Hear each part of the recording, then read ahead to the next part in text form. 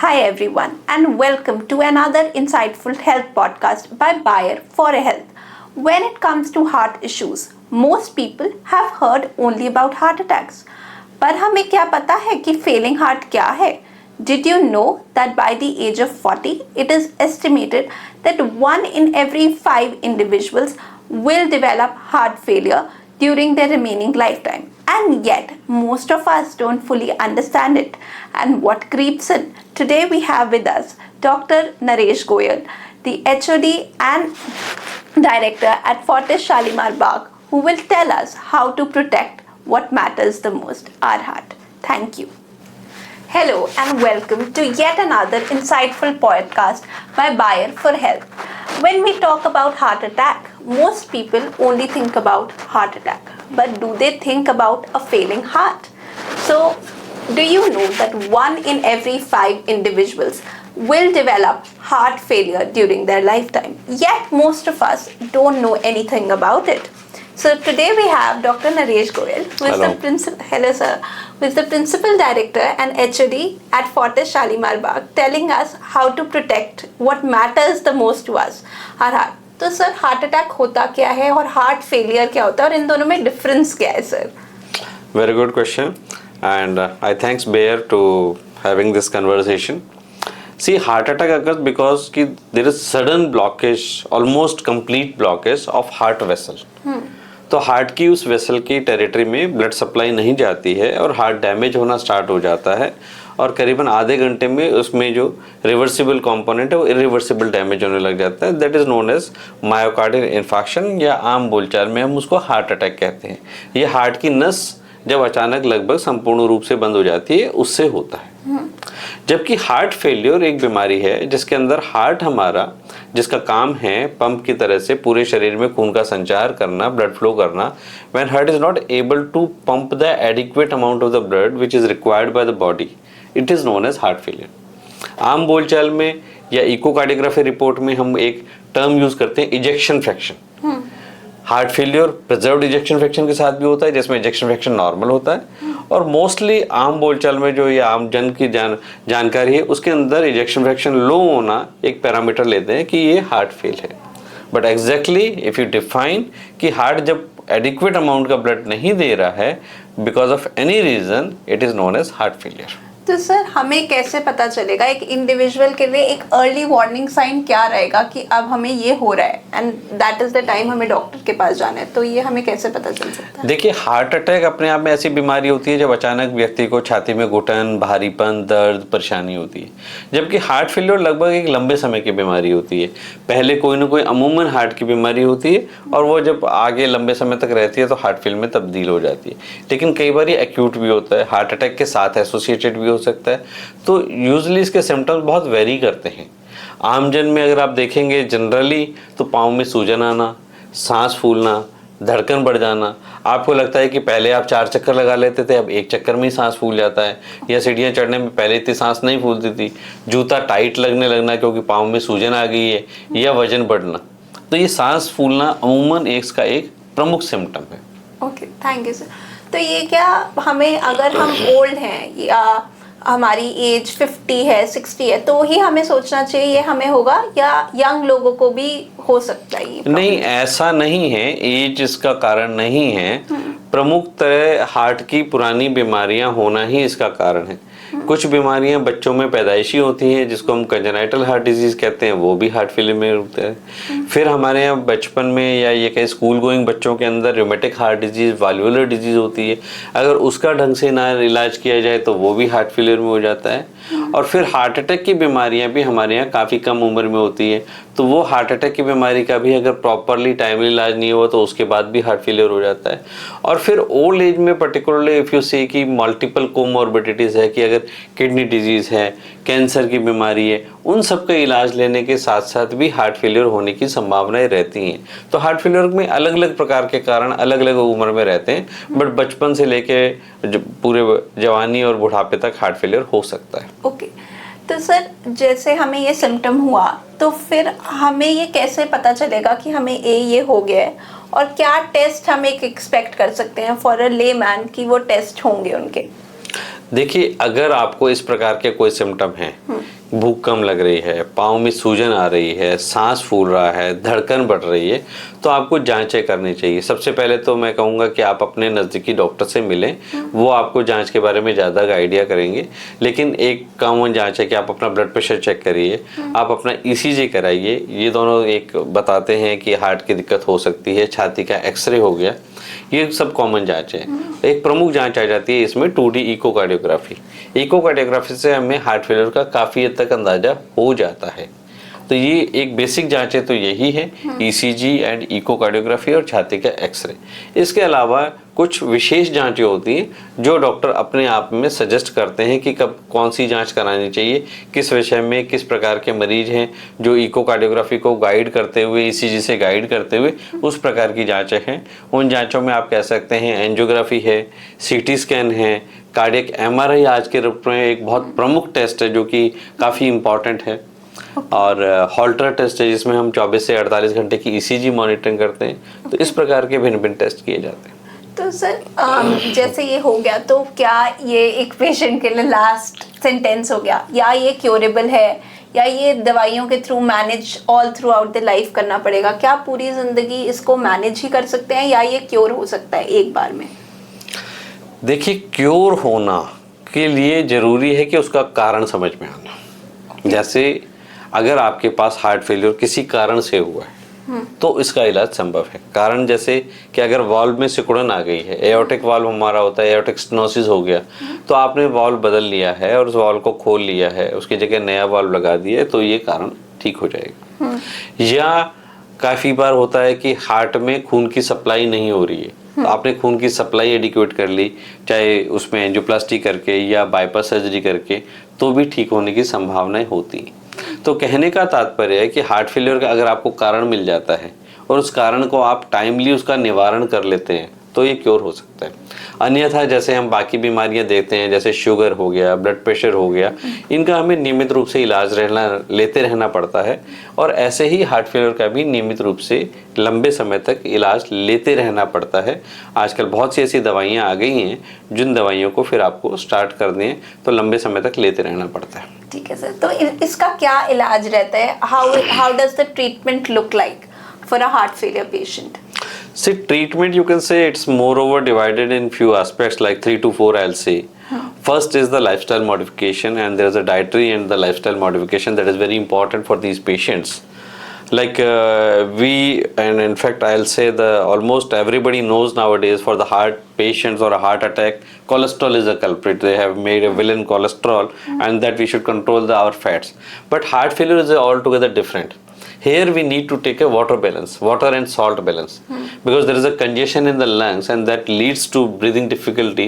So we need to take care of that volume of the body, and that volume of the body by drinking the water or any kind of a fluid. And so intake as well as the output need to be balanced.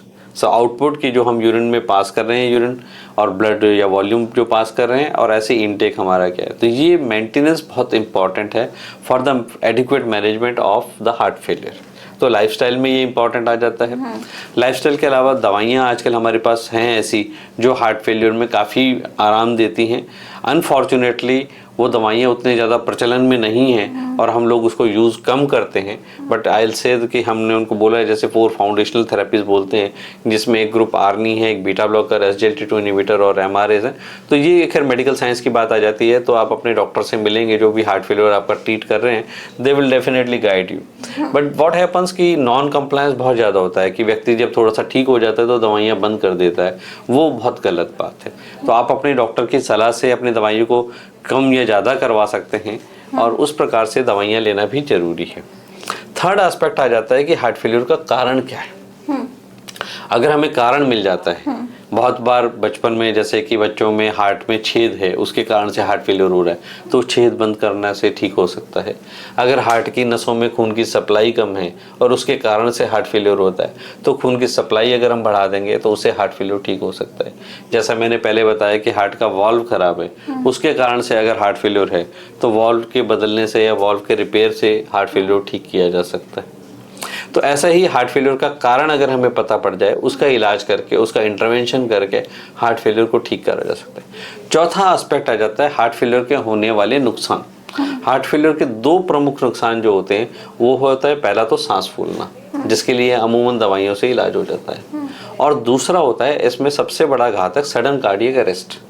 Sudden cardiac arrest के व्यक्ति को इतना time ही नहीं मिलता, 1 घंटे में तकलीफ शुरू होने से लेकर के हार्ट के स्टॉप होने को हम सडन कार्डियक अरेस्ट कहते हैं। वैसे तो बहुत सारे लोगों में अलग अलग बीमारियों में सडन कार्डियक अरेस्ट की संभावनाएं रहती हैं, बट हार्ट फेलियर में बहुत ज़्यादा रहती है। तो ऐसे केसेस में फिर डिवाइस थेरेपी हम बात करते हैं कि डिवाइस लगाई जाती है। ये डिवाइस अलग अलग प्रकार की होती हैं, जैसे पेसमेकर टाइप हम एक इम्प्लांट करते हैं, वैसे ही AICD कह सकते हैं या CRTD, कार्डियक रिसिंक्रोनाइजेशन थेरेपी। ये भिन्न प्रकार के पेसमेकर्स हैं जो हार्ट में इम्प्लांट किए जाते हैं। ये भी हार्ट फेलियर के मैनेजमेंट में काफ़ी सहायता करते हैं। और फिर जो इन सब से भी नहीं, जिनका मैनेजमेंट हो पाता है और इसके बावजूद भी वो सही नहीं रह पाते हैं और सिम्टोमेटिक रहते हैं, तो फिर अंतिम इलाज मैं कहूँगा कि ये तो आर्टिफिशियल हार्ट, जिसको हम मेडिकल भाषा में लेफ्ट वेंट्रिकुलर असिस्ट डिवाइस या LVAD बोलते हैं, या हार्ट ट्रांसप्लांट ही इसका अंतिम उपाय है। तो सर हमें कैसे पता चल सकता है कि हम इसके लिए ज़्यादा प्रोन है? So what are the risk factors that are involve with developing heart disease? तो वो क्या रहेंगे सर? देखिए, बहुत अच्छा क्वेश्चन आपने पूछा कि प्रिवेंशन ही सबसे बड़ा उपचार है। मतलब इसको अगर हम प्रिवेंट कर लें तो प्रिवेंट एक्चुअली ना ये सब चीज़ें शुरुआत से होती हैं कि प्रिमोडियल प्रिवेंशन जिसको हम बोलते हैं, ब्लड प्रेशर, शुगर या हार्ट की बीमारी शुरू होने से पहले ही इसका बचाव और उपचार किया जाए। तो वो आ जाता है हमारे लाइफस्टाइल। हमें लाइफस्टाइल में स्टार्टिंग से ध्यान रखना है कि हमारे जो है, वैसे तो ब्लड प्रेशर, शुगर, कोलेस्ट्रॉल ये प्रमुख बीमारियां हैं, इसका होने से रोकना है। उसको रोकने के लिए लाइफस्टाइल में हमें हमारे जीवन शैली में खान पान पे ध्यान देने की आवश्यकता है। उसके साथ ही खान पान के साथ आ जाता है कि हम एक्सरसाइज कितना करते हैं, जो कैलोरी इनटेक कर रहे हैं उस कैलोरी का बर्न आउट कितना करते हैं, और उन सब के अतिरिक्त खान पान और ये शारीरिक व्यायाम तो हो ही गया, इसके अलावा मानसिक तौर पे जो है कि हम चाहे मेंटल अवेयरनेस के लिए या मेंटल रिलैक्सेशन के लिए ये प्राणायाम करें, योगा करें, ये अच्छी जीवन शैली जो है वो बहुत इम्पॉर्टेंट है हमें इन सब चीज़ों से बचाने के लिए। अगर आप अच्छी जीवन शैली रखेंगे तो आपका हार्ट भी सिक्योर रहेगा, ब्लड प्रेशर, कोलेस्ट्रॉल, शुगर इनको भी कंट्रोल रहेगा, और यही प्रमुख फैक्टर हैं जो आगे हार्ट डिजीज़ या हार्ट फेलियर से बचाव रखते हैं। तो सर अगर किसी व्यक्ति को हार्ट फेलियर डायग्नोज हो गया बट अभी अर्ली स्टेजेस पे है, तो क्या वो अपना लाइफस्टाइल उस समय बदल के एकदम रिवर्स कर सकता है, या उस टाइम अगर डायग्नोसिस हो गया तो ट्रीटमेंट की it's important treatment? See, lifestyle changes, prevention is always better. और जब भी आपने स्टार्ट किया तभी से ये शुरुआत हो जानी चाहिए। आपने बहुत पहले कर लिया ठीक है, बट देर आए दुरुस्त आए कि आपको हार्ट की डिजीज़ जब पता पड़ी आपने तब से अपना चेंज कर लिया, तब भी बहुत बेहतर है। मैं एक बात कहना भूल गया था कि स्मोकिंग इसमें अपने आप में एक बहुत बड़ा फैक्टर है। Alcohol and smoking both are very prone to develop the heart failure, तो उन पे भी हमें ध्यान देना। अलग अलग प्रकार के जो नशा हैं ये सभी हार्ट पे बहुत डैमेज डालते हैं, तो उन सब से बचाव करना भी बहुत इंपॉर्टेंट एस्पेक्ट है हमें। और डेफिनेटली जब भी आपको मौका मिलता है अपनी स्वास्थ्य सुधारने के लिए, उस स्वास्थ्य को सुधारने की आपको कोशिश करना चाहिए। चाहे आप मिडवे में हैं तो आप उसका प्रोग्रेशन ऑफ हार्ट डिजीज़ को धीमा कर सकते हैं, रिवर्स भी कर सकते हैं।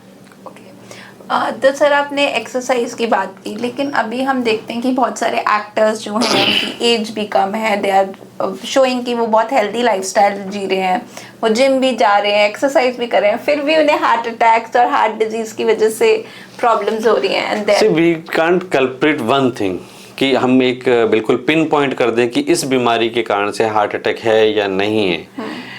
ये बहुत चीज़ों का मल्टी फैक्टोरियल चीज़ें हैं कि आपका हमने शारीरिक तो ध्यान दिया कि हमने व्यायाम किया, जिम किया, लेकिन मानसिक तौर पे कितना ध्यान दिया। आज के टाइम में आप देख रहे हैं स्ट्रेसफुल लाइफ बढ़ती जा रही है, 24/7 जो है वर्क एट होम ऐसा कल्चर बन गया है कि 24/7 anybody has to be work. पहले एक होता था 9 to 5 जॉब किया, then people use to relax, चाहे वो चौपाल में बैठ के बात करते थे, गॉसिप करते थे, या बच्चे अपना आउटडोर गेम खेलना चाहते थे। So that was the kind of relaxation. तो what we are discussing nowadays is only the body health, the mental health is very important, the relaxation out of all the stress. आप जब outdoor game खेलते हैं या volleyball खेलते हैं तो आपका ध्यान उस गेम पे, उस बॉल पे होता है कि बॉल ना गिर जाए, मुझे इसको स्ट्रोक देना है। At that time you forget कि आपकी क्या फाइनेंशियल टेंशन है, क्या आपके प्रोफेशनल टेंशन है। तो उन सब से जो 1-1.5 घंटा आपका दिमाग हटता है तो उन सब का जो क्यूमुलेटिव रिस्पॉन्स है वो बहुत कम होता जाता है। तो this lifestyle is very important, it's not only the gym और the physical health. And secondly, there is some genetic component is also there, and that also take care, that can't be taken care just by the gym, and that's why you need the doctors to take care of those things and to prescribe the medicine and need to take those medicines and the precautions. Thank you so much sir. तो sir एक question जब आता है कि एक care taker के लिए या एक फैमिली मेंबर के लिए उनका क्या इसमें रोल रहेगा और वो कैसे अपने लव्ड वंस को सपोर्ट कर सकते हैं थ्रू आउट द जर्नी, तो उनके लिए हार्ट फेलियर में केयर टेकर, लव्ड वंस का या परिवार के जनों का रिस्पांस बहुत ज़्यादा महत्वपूर्ण है, बहुत ज़्यादा आवश्यक है, क्योंकि इनका खान पान अलग हो जाता है, इनका फ्लूइड इंटेक कम रहता है या बैलेंस रखने की आवश्यकता है। ज़्यादा कम हो जाएगा तो भी दिक्कत है। खान पान में ध्यान देना है, वज़न नहीं बढ़ना है। अगर वज़न एक हफ्ते का 2.5-3 किलो से ज़्यादा बढ़ रहा है तो आपको डॉक्टर को कंसल्ट करने की ज़रूरत है। आपके एक्सरसाइज लेवल है, जो severe degree of heart failure में होते हैं, खान पान के पश्चात 1 घंटा रेस्ट करना ज़रूरी है। वो सीधे लेट नहीं पाते हैं तो उनका हेड एंड एलिवेटेड रहना चाहिए। तो वो डिपेंड करता है कि आपके सिम्टम्स कितने हैं। सिम्टम्स के अलावा रेगुलर मेडिसिन्स लेना बहुत ज़्यादा आवश्यक हो जाता है। कई बार व्यक्ति की दवाइयों से परेशान हो जाता है तो मोटिवेट करके थोड़ा सा उसको दवाई देने की आवश्यकता हो जाती है। अगर दवाई नहीं ले रहा है तो डॉक्टर से बात करके कि दवाइयाँ कैसे करनी है। दूसरी बात की, जो हम हार्ट फेलियर की दवाइयाँ देते हैं उनके साइड इफेक्ट भी बहुत ज़्यादा है, इसलिए नियमित रूप से खून की जाँच करके चेक करते रहना चाहिए।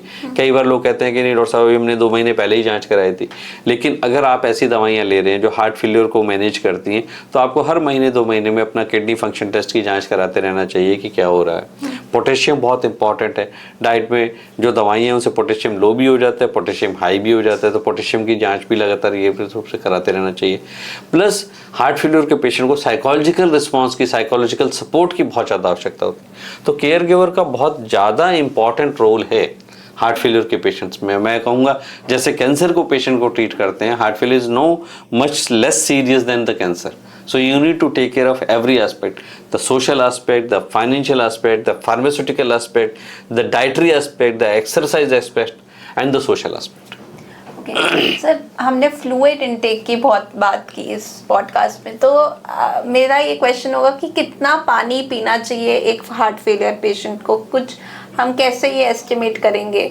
और जैसे कई लोगों में खून की कमी हो जाती है इसमें, तो क्या नारियल पानी पीना चाहिए रोज या नहीं पीना चाहिए? क्योंकि हमें लगता है कि नारियल पानी पीने से पेशेंट और भी अच्छा हो जाएगा, तो उस पर क्या आपका वो है?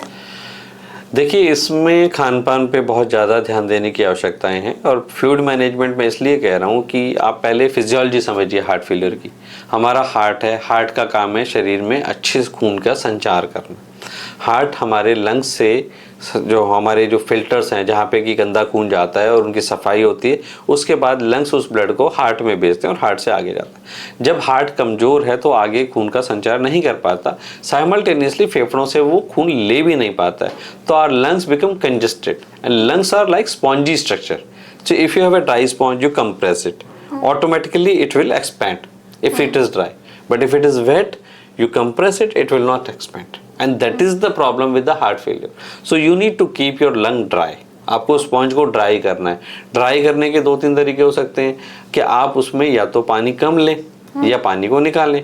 जब पानी निकालते हैं यूरिन के जरिए तो उसमें बहुत सारे अलग प्रकार के नमक और पदार्थ निकलते हैं, तो उससे पाँव में कमजोरी, भड़कन, जलन बहुत होती है। तो बेहतर है कि आप पानी का इंटेक जितना आपका बॉडी और हार्ट सजेस्ट करता है उतना इंटेक लें, ताकि आपको पानी अतिरिक्त निकालने की आवश्यकता ना पड़े। अब कितना पानी लेना है वो डिपेंड करता है आपकी बॉडी कितना एडजस्ट कर सकती है, वो आप अपने डॉक्टर से सलाह करके डिसाइड कर सकते हैं। बट एक मोटे तौर पे एक रख कहूँगा कि अगर आपका सांस नहीं फूल रहा है, अगर आपकी दिक्कत परेशानी नहीं बढ़ रही है, अगर आपका वजन बहुत ज़्यादा नहीं बढ़ रहा है, उनसे कि आधा किलो रोज का या 3-4 किलो हफ्ते से ज़्यादा वजन नहीं बढ़ रहा है, हफ्ते का आधा किलो 1 किलो है तो का उतार चढ़ाव चल रहा है तो कोई बात नहीं। बट ये सब सिम्टम्स अगर नहीं है, दैट मीन्स कि your body is able to accept this much of liquid and you can take it comfortably. ठीक है सर। तो सर एक क्वेश्चन रहता है कि आप बहुत सारे पेशेंट्स देखते हैं तो उनमें कुछ मिथ्स रहेंगे, कुछ फैक्ट्स रहेंगे, फियर्स रहेंगे हार्ट फेलियर के रिगार्डिंग, तो वो आपको क्या आपको लगता है कि ये नहीं, एक ये गलत नोशन है और ये चेंज होना चाहिए अबाउट दिस डिजीज? देखिए, one thing is heart failure is treatable. एक तो आदमी को होप नहीं खोनी चाहिए कि हार्ट फेलियर हो गया, मैं क्या करूं। There is a lot of medicine, there is a lot of procedure, lot of devices कि उन सबसे हार्ट फेलियर का मैनेजमेंट हो सकता है। और अच्छी बात है कि अब तो हार्ट ट्रांसप्लांट भी हमारे देश में काफ़ी कॉमनली और कंफर्टेबली होने लग गया, तो अल्टीमेट इलाज हार्ट ट्रांसप्लांट भी संभव है। तो पहले तो आपको होप और उम्मीद नहीं खोनी चाहिए कि अगर हार्ट फेलियर हो गया है तो मैं ठीक हो सकता हूँ। Secondly, heart failure is a very long process disease as well as the treatment is also very long. So आपको थोड़ा सा मोटिवेटेड रहना चाहिए और दवाइयाँ नियमित रूप से लेनी चाहिए। Plus you can't have the kind of A skipping and the like cheat diets कि आप उसमें बहुत ज़्यादा नहीं कर सकते। अगर आपको कुछ चीज़ें हैं तो आप अपने चिकित्सक की सलाह से उन चीज़ों में बदलाव में करें, चीज़ें करें। And thirdly, you can't just be like a normal person कि कई बार हार्ट डिजीज अगर है और आपको सिम्टोमेटिकली इम्प्रूवमेंट है, तब भी आप अपने आप को बिल्कुल नॉर्मल नहीं समझ सकते हैं कि मैं माउंटेन्स पे जाऊंगा, मैं मैराथन रन करूंगा। उन सब चीज़ों की लिमिटेशंस भी रहेगी। मैंने बहुत बार देखा है कि उनको लगता है कि मैं बिल्कुल ठीक हूँ, या तो वो दवाइयाँ छोड़ देते हैं या दवाइयाँ खाते हैं तो कुछ ऐसे कार्य करने लगते हैं कि जो उनको नहीं सजेस्ट करते। बट हाँ, अमूमन मोस्ट ऑफ द पेशेंट्स अगर वो प्रॉपर ट्रीटमेंट लें तो एक नॉर्मल क्वालिटी ऑफ लाइफ के साथ में ज़िंदगी जी सकते हैं। ठीक है, तो सर लास्ट एडवाइस आपकी क्या होगी इन पेशेंट्स के लिए, और जो अभी उन पेशेंट्स के लिए स्पेशली जो अभी जिनका डायग्नोसिस नहीं हुआ है, वो खुद रियलाइज कर रहे हैं कि अभी हम रिस्क पे हैं, तो वो कैसे स्टार्ट करें अपनी जर्नी के लिए? देखिए, पहली बात तो मैं उन लोगों को बोलूँगा, अगर उन्होंने ये ज्ञान कर लिया है कि मैं रिस्क पे हूँ, हाँ। तो ये बहुत बड़ा है। आत्मज्ञान होना ही सबसे बड़ी चीज़ है कि मैं इस रिस्क में हूँ, तो वो उस चीज़ को ट्रीट कर सकते हैं। And lifestyle take care is very important in these aspect कि स्वस्थ खाना खाएं, नशे से दूर रहें और नियमित रूप से अपना व्यायाम करें। तो ये बेसिक फैक्टर्स हैं जो आप ध्यान रखेंगे। नशे में स्मोकिंग, अल्कोहल हमारे यहाँ काफ़ी हैं। अल्कोहल में बहुत मैं कहूँगा मिथ है कि अल्कोहल पीने से हार्ट डिजीज़ कम होती है, इस टाइप का एक मिथ चला हुआ है।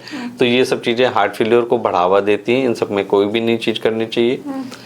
ब्लड प्रेशर, शुगर, कोलेस्ट्रॉल, इनका नियमित रूप से जांच कराते हुए इनका इलाज करते रहना चाहिए।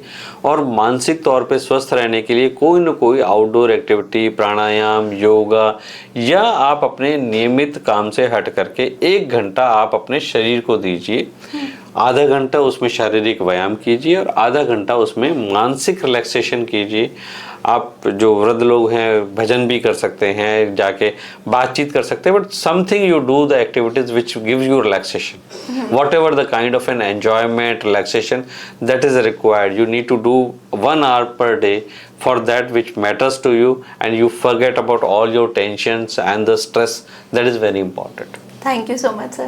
Thank you so much, sir, for the insightful podcast. एक वो क्वेश्चन था ना जो आपको पूछना है, और दैट इज़ वेरी इंपॉर्टेंट कि हार्ट अटैक, हार्ट अरेस्ट और स्ट्रोक में क्या फ़र्क है। तो सर एक सर ये वाला मुझे लगता है कि अगर एज पार्ट को भी हम क्लियर कर सकें, और तीसरा चीज़ जो पोल्यूशन के साथ आपने एक इनसाइट जो बनाया था ना, पोल्यूशन का और हार्ट अटैक, वो जो हार्ट डिजीज उसको रिलेट कर सकें। पोल्यूशन का हार्ट फेलियर में सीधा ज़्यादा नहीं है। Heart arrest, heart attack, stroke और हार्ट फेलियर। तो सर एक बहुत बार हम कंफ्यूज हो जाते हैं क्योंकि डॉक्टर्स हमें इतनी सारी बातें करते हैं कि आपको हार्ट अटैक है, कभी कहेंगे हमें स्ट्रोक है, हार्ट फेलियर है, तो इन तीनों चीज़ों में एज अ इंडिविजुअल हम कैसे? देखिए, ये बहुत इंपॉर्टेंट और अच्छा क्वेश्चन आपने पूछा कि इन तीनों में फ़र्क क्या है।